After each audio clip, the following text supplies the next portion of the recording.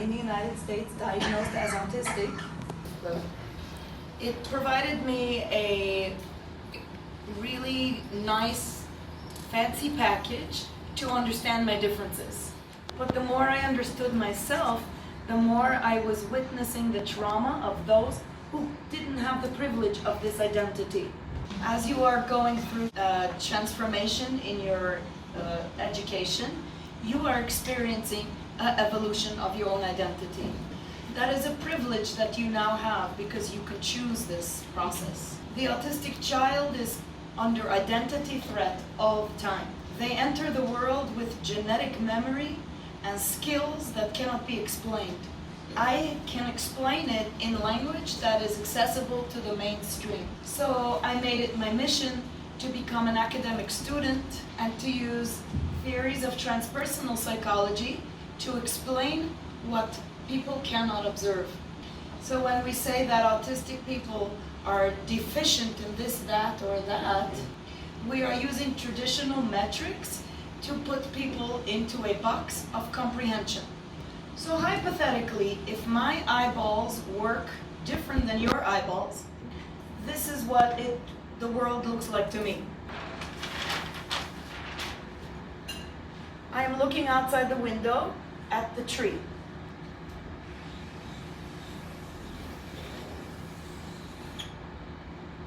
You all know the nautilus, right? The nautilus is a mathematical shape.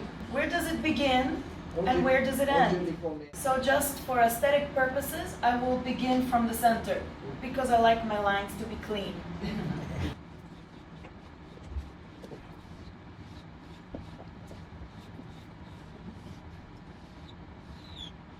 So this is the traditional nautilus shape that you see if you're interested in this stuff. The more you stare at it, the more the distortions begin to take shape. Perhaps the first second that you looked at it, it appeared one-dimensional. And I believe that the brain has a 3-second time lapse of perception. And if after 3 seconds you start noticing a second dimension, so after 3 seconds you may notice a 2-dimensional shape. The moment you have a third dimension, it becomes obvious because you now have to have a negotiation in your brain if the nautilus shape begins on the tip or the center. This negotiation is your 4th dimension. My eyes give me a perceptual sphere that begins in the 4th dimension, and then I have to do a negotiation to dissect the components. Here's my 4th dimension. My eyes see a grid on an axis, but I don't see all of the boxes simultaneously. Every 3 seconds, the boxes change, and I will show you.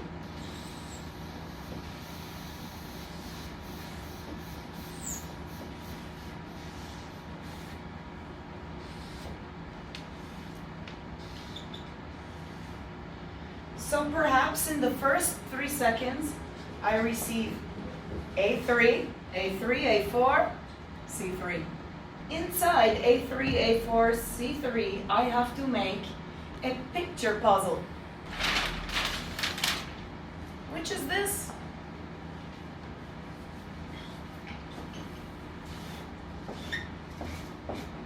But I wait 3 seconds, and now I have this.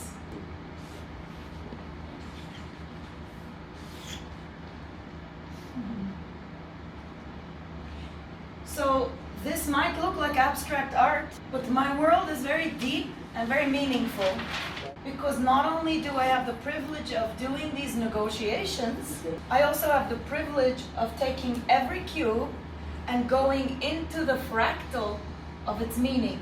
So although you see the nautilus as a potential fractal, I perceive my world primarily as existing perceptually in the negotiation space of creativity, where I can hold a multitude simultaneously, and it becomes irrelevant on that material dimension. And I say material because that is my baseline. because that's my normal. And in that beautiful place, it becomes not relevant to me whether the Nautilus begins in the middle or at the end.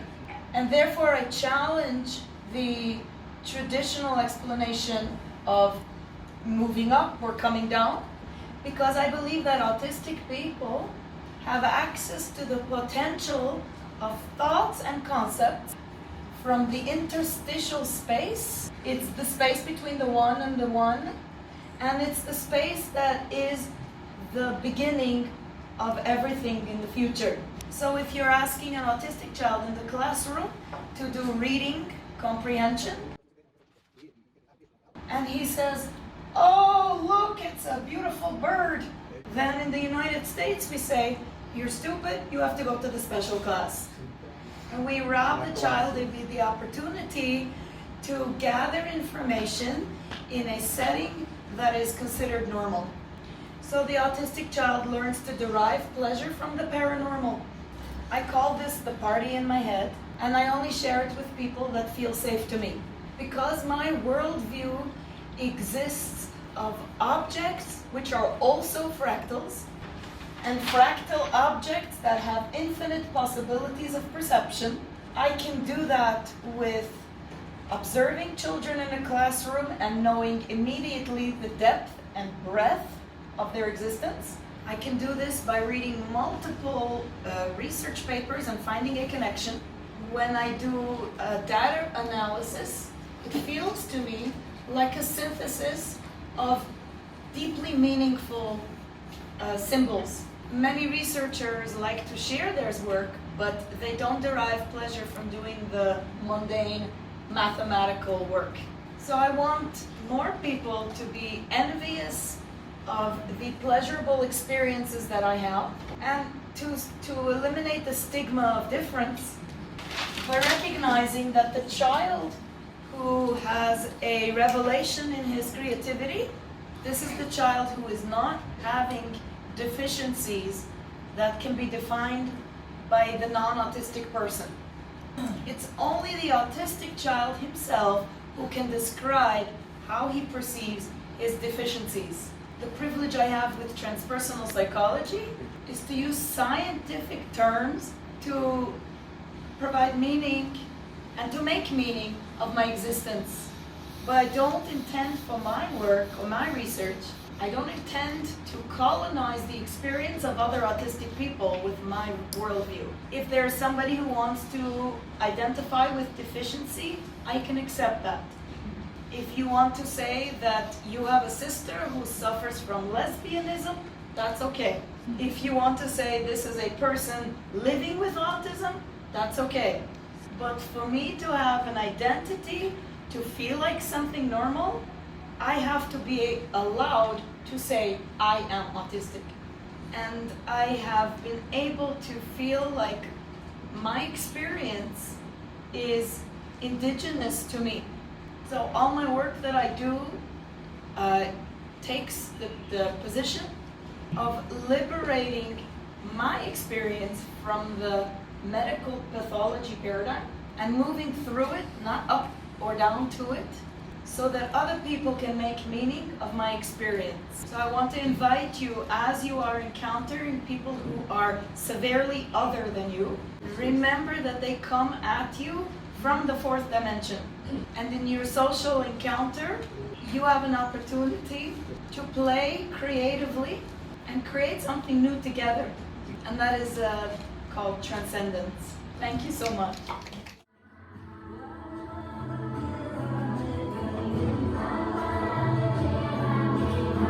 Wow.